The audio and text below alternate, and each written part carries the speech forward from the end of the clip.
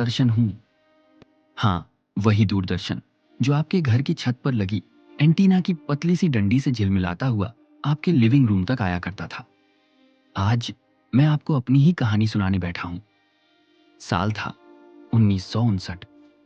दिल्ली के एक छोटे से स्टूडियो में मेरी पहली सांस ली गई। उस दिन किसी ने नहीं सोचा था कि यह छोटा सा प्रयोग आने वाले वक्त में करोड़ों भारतीयों का साथी, शिक्षक, मनोरंजन का साधन और कभी कभी उनका रिश्तेदार बन जाएगा। मेरे पहले कदम बहुत ही संकोची थे। हफ्ते में केवल 1 घंटे का प्रसारण होता था।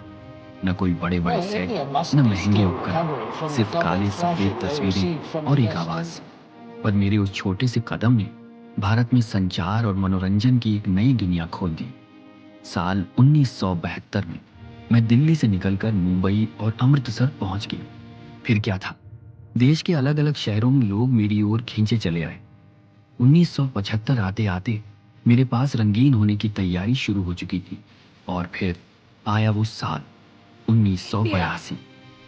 एशियाई खेलों के मौके पर मैंने पहली बार अपने दर्शकों को रंगों की सौगात दी।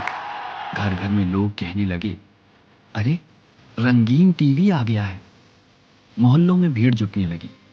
पड़ोसी के घर जाकर लोग स्क्रीन पर रंग देखकर खुश होते। 1980 और 90 का दौर मेरे लिए सुनहरा युग था। जब रामायण और महाभारत प्रसारित हुआ तो गलियां सुनसान हो जाती थी।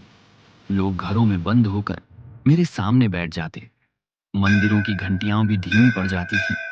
बुनियाद, हम लोग, नुक्कड़ जैसी धारावाहिकों ने समाज का आईना दिखाया। बच्चों के लिए रामायण, श्री कृष्ण की कहानियां, मोगली, जंगल जंगल बात चली है और बाद में शक्तिमान। ये सब मेरे बच्चों की दुनिया बन गई। खेलों के शौकीनों को मैंने पहली बार लाइव क्रिकेट का आनंद दिया। कपिल देव की टीम जब 1983 का वर्ल्ड कप जीती तो लोग मेरे सामने खुशी से झूम उठे। मेरे साथ पूरे देश ने हंसी, आंसू, ताली और सीटी सब कुछ बांटा। मैं सिर्फ मनोरंजन नहीं था, मैंने शिक्षा भी दी। गांव गांव में जब SITA परियोजना के तहत शैक्षणिक कार्यक्रम दिखाए गए तो बच्चों और किसानों को नई जानकारी मिली। गांवों में किसान कृषि दर्शन देखकर खेती के आधुनिक तरीके सीखने लगे। महिलाएं स्वास्थ्य और परिवार नियोजन के कार्यक्रमों से नई बातें जानने लगीं। लेकिन फिर वक्त बदला। 1990 के दशक में निजी चैनलों की बाढ़ आ गई। रंग बिरंगी दुनिया, नए नए धारावाहिक और चमक दमक ने दर्शकों को बांध लिया। मैं अपने साधारण रूप और सरकारी नियमों में बंधा हुआ पीछे छूटने लगा। लोग कहने लगे, दूरदर्शन पुराना हो गया है। कभी जिस खिड़की से पूरा भारत झांकता था वही खिड़की अब कम खुलने लगी। लेकिन मैं हार मानने वाला नहीं था।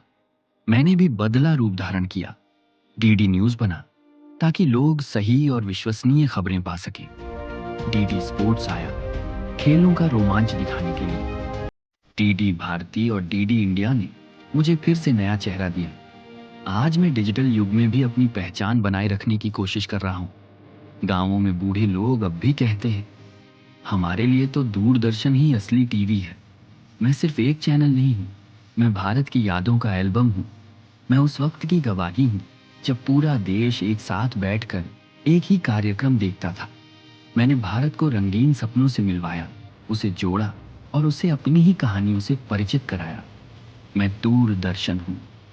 नमस्कार।